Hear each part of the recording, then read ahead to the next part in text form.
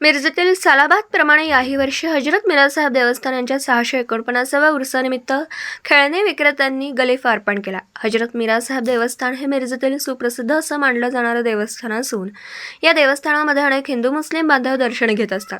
तसेच यांच्या उरुसासाठी लागणारे खेळणीचे दुकान हे 15 दिवस मिरज उरुसामध्ये लावले गेले होते।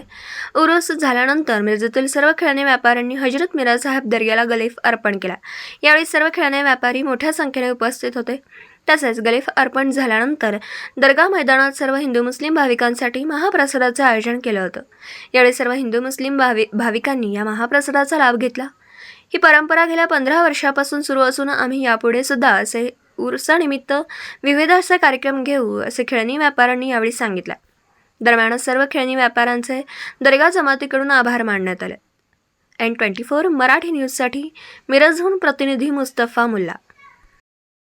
ख्वाजा रश्मे करम की मेरे औकात ख्वाजा और भर की जात है ख्वाजा चश्मे करम की बात है ख्वाजा चश्मे करम की बात है ख्वाजा चश्मे करम की बात है ख्वाजा। पूरे लोगों को सोबतों के बच्चे दोनों के हमें सुख खुरी अता फरमा। ईमान की जिंदगी ईमान की मौत तंदुरुस्त की जिंदगी सेहत तंदुरुस्त नसीब अता फरमा। जहाँ दुनिया भर में मुसलमानों के सताए जा रहे हैं मुसरब कायनात तमाम मुसलमानों के ग़ैबान मदद अता फरमा। अस्सलाम वालेकुम। हम मिरज के तमाम व्यापारी एसोसिएशन जो खिलौने उसके अंदर खिलौने के स्टेशनरी के और कॉस्मेटिक की जो दुकानें लगते हैं हर साल के मुताबिक 30 साल भी हम लोगों ने दुकानें लगाई हुई थी और खाशामा मेरा के 649वें उर्स के मौके पर हर साल हम लोग गिलाफ निकालते हैं।